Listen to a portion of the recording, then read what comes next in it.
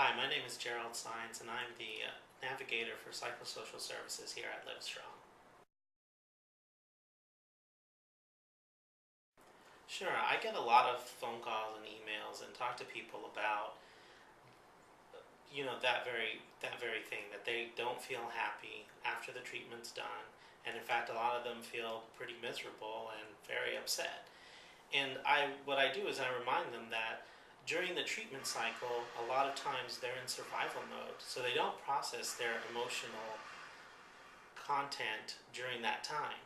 After the treatment's done, that's usually when it starts to percolate.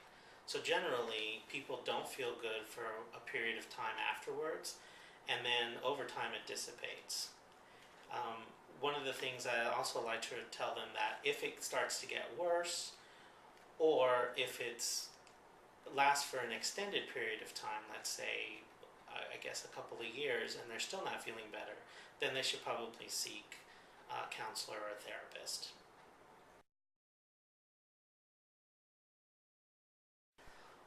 Well, one thing I would say is that it's very, very common and very normal for people to have that fear of recurrence. And what I like to liken it to is to 9/11. The entire country was feeling as if there was another shoe that was about to drop after 9/11, and thankfully nothing ever did, but there was a period of time when we were hypersensitive, hyper vigilant about airplanes and anything that might be suspicious. And that often is the feeling that cancer survivors get, I should say, when they find out that a friend gets cancer or they run into somebody else who gets cancer. And so what I like to tell them is that those feelings are going to come up when you run into those people, but that's okay. You just have to remind yourself that you're in your position and those people are where they are, and that doesn't necessarily mean that you're going to get cancer again.